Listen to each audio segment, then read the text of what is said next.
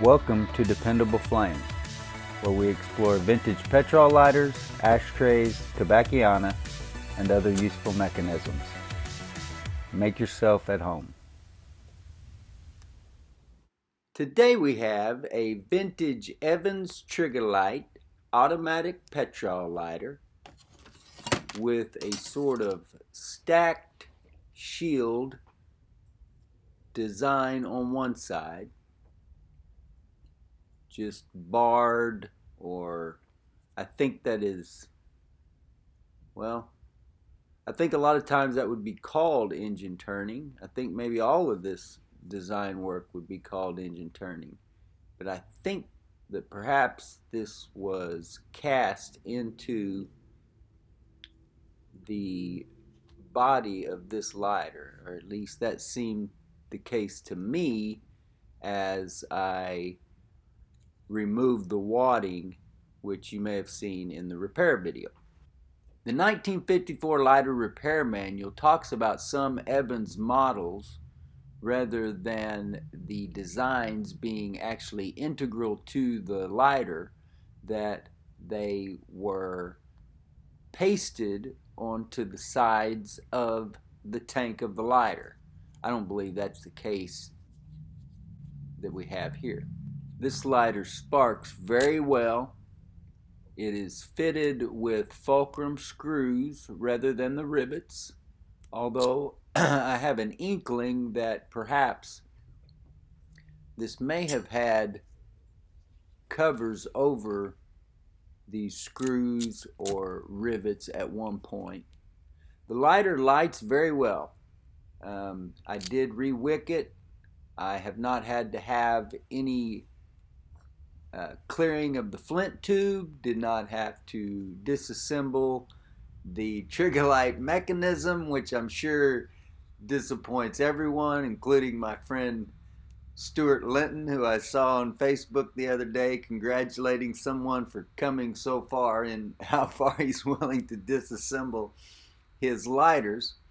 But for me, I'm always willing to take one apart if that's what it needs, but I don't take them apart if they're working well. And especially with this trigger light mechanism, which is not overly complex, but it does have a lot of parts, and one part gets off and the entire mechanism goes awry. You can see how these shielded designs, the striations are going up in one row and then sideways in the next row. I called those shields. I don't know if that's the correct term. They may be scales or maybe perhaps scallops of some sort. Sort of kind of reminds me of an old roof, the way it's laid in over each other.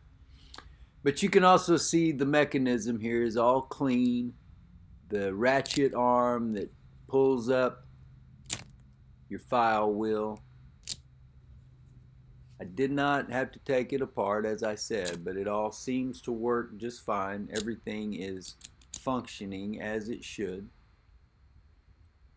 It was a pretty clean cutting of the wick, as once I got it installed I never trimmed it. I just pulled it up there, and then when the snuffer shut, it ended up at about the length that it needed to be. You can see a little bit of burning there. I don't know what the actual truth is there. You talk to some people, they say that a lighter that is working correctly should never burn the wick, and I think that's probably true.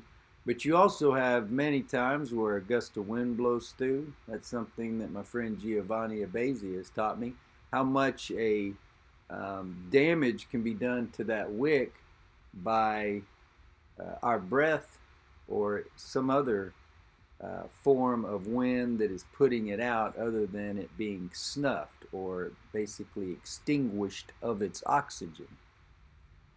This is a very cool looking design though. I really like the effect that it gets in the light. Really shows off,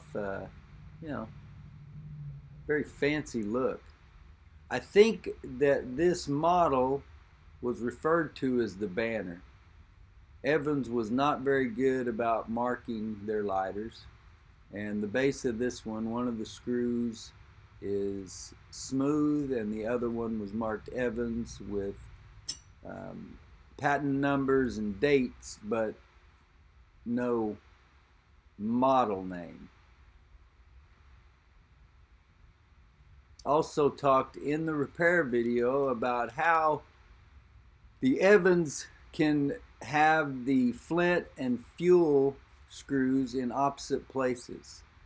I don't know when that changed. On this one, the fuel screw was in the back. Which you can see here, that fuel screw still had a little bit of its gasket. It didn't look like it was completely intact, but it did go all the way around it and doesn't appear to leak or anything like that once I got it filled. We get the flint spring screw here unscrewed, and that in this lighter was in the front, which made it a little bit more difficult, actually made it quite a bit more difficult to re-wick the lighter, as it was hard to get the wick past that. It was very small. You can see here where this says Evans with the patent number and the date, but it does not have a model. But I'm at least appreciative that it does have some printing on it, because like I said, most Evans that I have run across don't seem to have any. We got our flint shaking out of here. Barrel on one side hasn't been struck. The other side looks good and ovaled, good and grooved. We'll get that slid back down the tube. Our spring and screw behind it. Get that tightened down. My weak hand's going numb here. Get that tightened down and give it another look over. Those are vertical bars, lines, pinstripes, whatever you would call it. And then the other side, as I said, I would describe as a stacked shield, but it is very intricate in the way that the design within the design manifests itself. I do think that this lighter may have had covers over these fulcrum screws, because you look at the grime built up on the base, or I should say maybe platform of the top, right along there. And I tried to clean that out with my normal toothpick and disinfectant wipe method, and it didn't do too well. So I may have to get some polish or something to see if I can get that actually to come up, or it may be possible that the chrome or whatever the plating is there has actually pitted, that it actually got down into the plating. I'm not sure. Could be some plating loss or other damage there. We'll have to see. One way or another. Until next time.